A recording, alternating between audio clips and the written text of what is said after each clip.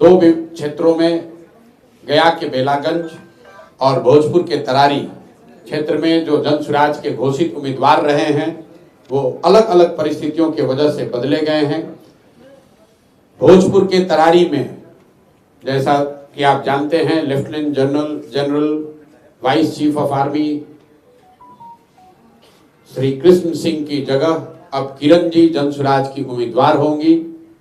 उसी तरह बेलागंज में प्रोफेसर खिलाफत हुसैन की जगह अब अमजद साहब जनसुराज के उम्मीदवार होंगे। मैं अपने तौर पर प्रोफेसर खिलाफत हुसैन का और जनरल साहब का तहे दिल से शुक्रिया अदा करता हूं कि इन्होंने वो रास्ता जनसुराज को खोजने में, आगे बढ़ने में इन्होंने मदद करी है। हमें आपसे कुछ छुपाना नहीं है। बहुत लोग टीका टिप्पणी करेंगे, अरे भाई इन लोगों को तो पता नहीं था, जनसुराज ने पहली शुरुआत की, उसी में इनको धक्का लग गया। वो ठीक बात है, हम लोग नए हैं, नया प्रयास है, उसमें एक दो स्टेप गलत हो सकता है, लेकिन हम लोग की ईमानदारी में, हमारे प्रयास की शुद्धता में कहीं कोई कमी नहीं दिखेगी। जिनको उम्मीदवार बनाया गया, अगर वो नहीं बन पा रहे हैं, वो भी आपके सामने बैठे हुए हैं। तो व्यवस्था है वो प्रो इनकम्बेंट है।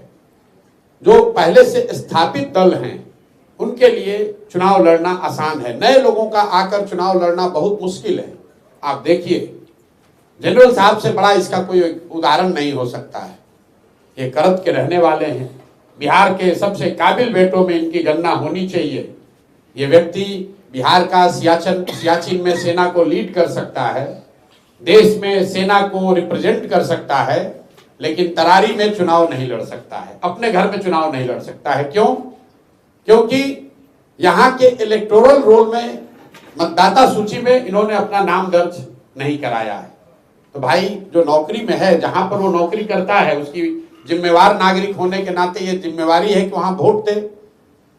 जनरल साहब नोएडा में रहते थे, नोएडा में इनका वोटर लिस्ट में नाम है, वहां से हम लोगों ने नोटिफाइड कॉपी यहाँ लगाया, फॉर्म 8 भी भरा और यहाँ के प्रशासन को ये अनुरोध किया कि इनका मतदाता सूची में यहाँ नाम शामिल किया जाए। लेकिन रूल का हवाला देकर यहाँ के प्रशासन और इलेक्शन कमीशन ने ये कहा कि 15 तारीख के बाद, जब आचार संहिता लागू हो गई, तो हम लोग नया मतदाता सूची में नाम नहीं जोड़ सकते।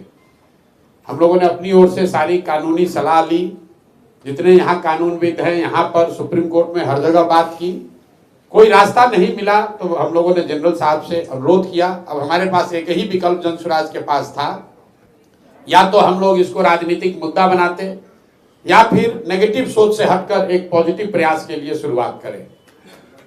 जनरल साहब ने अपनी मुलाकात में मुझे बताया कि भाई प्रशांत जी, मैं तो बिहार में आपके जनसुराज के प्रयास से प्रभावित होकर बिहार में सेवा करने आया हूं। तो अगर भगवान ये चाहते हैं कि पहले मैं सेवा कर लूं, उसके बाद किसी पद के लिए लड़ाई लड़ूं, तो इसमें दिक्कत क्या है?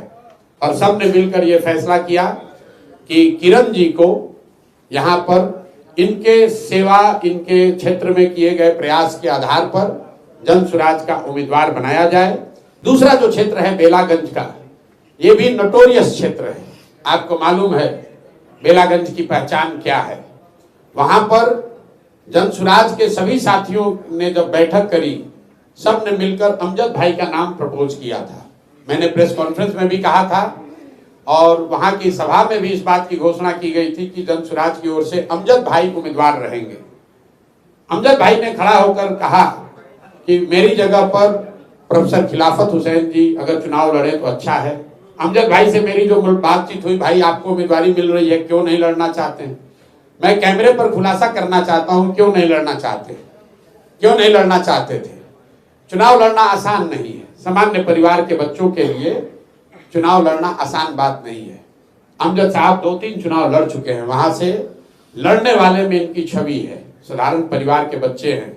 इन्होंने मुझे व्यक्तिगत तौर पर कहा कि प्रशांत जी, चुनाव लड़ते लड़ते हम लोग फिनेंशियली टूट गए हैं, 7-8 महीने के लिए फिर चुनाव लड़े, फिर 25 में चुनाव होगा, इसलिए कोई दूसरे को ही लड़ाइए, क्योंकि कितनी बार हम लोग चुनाव लड़ेंगे। लेकिन उस और उनके भावना का सम्मान करते हुए उन्होंने प्रोफेसर खिलाफत हुसैन जी का नाम प्रपोज किया। इनकी बड़ी इज्जत है, ये राजनीति में आए हैं, खींच कर हम लाए हैं और इनको राजनीति में ही रखेंगे। अब इनको टीचर नहीं बनने देंगे, राजनीति में ये बने रहेंगे। जान छुड़ाकर भागना चाहते हैं। और ये सिर्फ खिलाफत हुसैन जी के लिए नहीं कह रहे हैं, जनरल साहब को भी हम वापस आर्मी में नहीं जाने देंगे। तो प्रोफेसर खिलाफत हुसैन और जनरल एसके सिंह कहीं नहीं जा रहे हैं, जन सुराज का हिस्सा बनकर मजबूती से बिहार को सुधारने के इस प्रयास में जुड़े रहेंगे। व्यवस्था इतनी प्रो इनकम्बेंट है कि भाजपा कैंडिडेट को सब लोग जानता है, उसका चुनाव चिन्ह सब जानता है, लेकिन जन सुराज के उम्मीदवारों को चिन्ह जो है चुनाव चिन्ह 28 को ही मिलेगा। लेकिन आप लिख कर रखिए, भले चुनाव चिन्ह हम लोग को 28 को मिलेगा, 12 दिन 14 दिन के अंदर, क्योंकि क्षेत्र की जनता देख रही है जन सुराज जन सुराज जन सुराज का उम्मीदवार कौन होता है। उसको जो जिन दलों को सालों लगे हैं अपना चुनाव चिन्ह घर घर पहुंचाने में, जन सुराज का चुनाव चिन्ह 15 दिन में पहुंचेगा। और आप 13 तारीख को देखिएगा कि जनता कैसे वोट करती है।